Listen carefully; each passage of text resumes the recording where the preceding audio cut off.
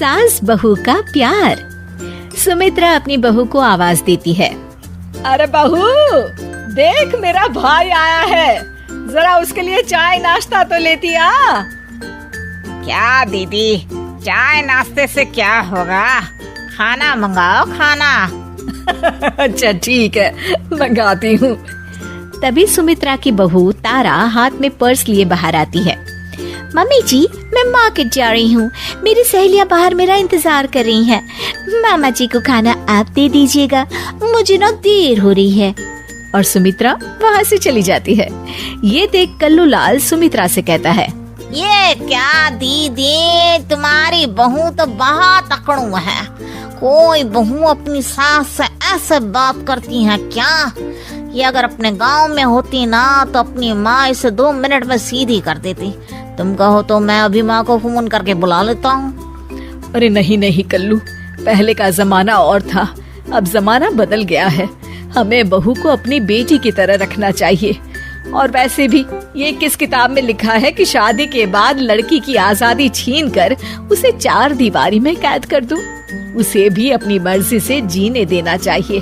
अरे इसी का नाम जिंदगी है। ये सब छोड़, तू खाना खा। हाँ हाँ दीदी, बड़ी जोरों की भूख लगी है। अगले दिन, ये देखिए मम्मी जी, कल मैं मार्केट से अपने लिए साड़ी लेकर आई हूँ। मैं आपके लिए भी साड़ी ले रही थी, लेकिन मुझे कोई साड़ी पसंद ही नहीं आई। अच्छा, मैं ऑफिस के लिए निकल रही हूँ, मुझे देर हो रही है। ये कहकर तारा वहाँ से चली जाती है। तारा के जाती ही अरे दीदी, तुम्हारी बहू तो दिन दहाड़े तुमसे झूठ भी बोलती है। सिर्फ अपने लिए साड़ी लेकर आई है। क्या बाजार की दूसरी सभी दुकानें बंद हो गई थी? देखो तो कैसा बहाना करके चली गई। राम कसम दीदी, देख लेना, ऐसी बहुएं ज्यादा दिन अपनी सास से निभा नहीं पाती। ये तो तुम्हें घर से निकाल कर रहेगी दीदी। अरे तू कुछ ज्यादा ही चिंता कर रहा है मेरी। ऐसी कोई बात नहीं है, मेरी बहू मेरा बहुत ख्याल रखती है। सुमित्रा अपने कमरे में चली जाती है। अरे 2 दिन हो गए इस घर में, लेकिन कुछ मजा नहीं आ रहा।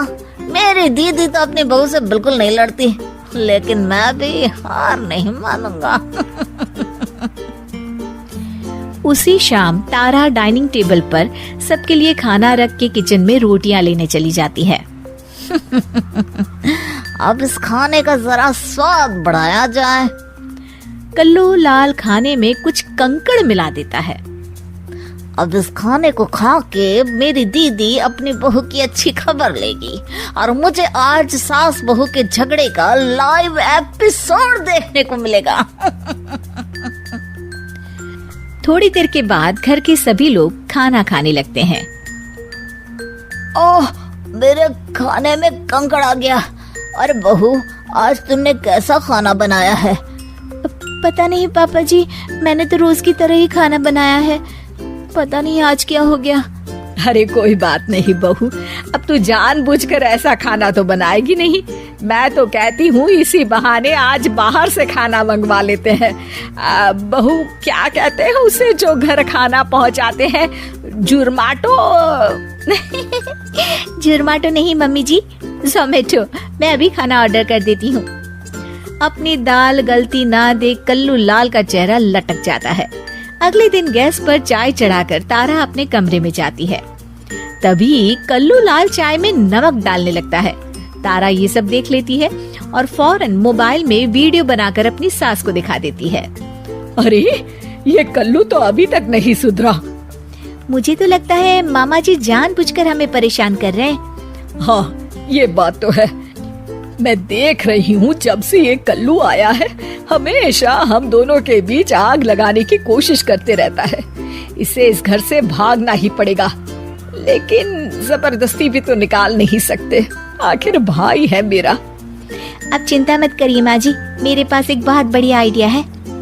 अगले दिन सुबह सुबह दोनों सास बहू आपस में लड़ने लगती हैं और तारा बैग उठाकर अपने मायके चली जाती है। ये देख कल्लू लाल खुशी से नाचने लगता है। लेकिन जिस तरह बिना पेट्रोल के गाड़ी नहीं चलती, ठीक उसी तरह बिना बहू के घर भी नहीं चल सकता। अरे कल्लू, देखता नहीं हॉल में कितनी धूल जमी है? बहू तो है नहीं घर में, इसलिए तू हॉल में पोछा लगा दे। कल्लू लाल हिचकिचाते हुए कहता है, जीजा जी, अब मैं हॉल में पोछा लगाते हुए अच्छा लगूंगा क्या? अरे तुझे किस बात की शर्म? लल्लू लाल की दुकान पर दिन भर झूठे बर्तन धोता था, भूल गया क्या? चल फटाफट हॉल को चमका दे। मजबूरी में कल्लू लाल को फर्श पर पोछा लगाना पड़ता है। अगले दिन, अरे सुन कल्लू। जी दीदी। देख कल्लू, खाना बनाने के लिए बहू तो है नहीं घर में, इसलिए हमें बाहर से खाना मंगा कर खाना पड़ेगा। और हाँ, रमेश ने कलकत्ता से अभी तक पैसे नहीं भेजे, इसलिए तुझे अपने पैसों से खाना खरीद कर लाना होगा। कल्लू लाल जोश में आकर हाँ तो कर देता है, लेकिन कुछ दिनों बाद, अरे ये क्या, मेरे इतने सारे पैसे खर्च हो गए, ऊपर से मैं इस घर का रामू काका बन गया हूँ। अरे मैं अपने पैसों से दूसरों के घर के खर्चे उठाओ, इतना बड़ा भी बेवकूफ नहीं हूँ। इससे अच्छा तो मैं फिर से लल्लू लाल के यहाँ जलेबियाँ तल के 4 पैसे ही कमा लूं। मैं कल ही बस पकड़कर अपने गांव चला जाऊंगा। अगले दिन ठीक ऐसा ही होता है। कल्लू लाल बस पकड़कर सीधा अपने गांव निकल जाता है और उसके जाते ही तारा वापस आ जाती है और सभी मजे से रहने लगते हैं।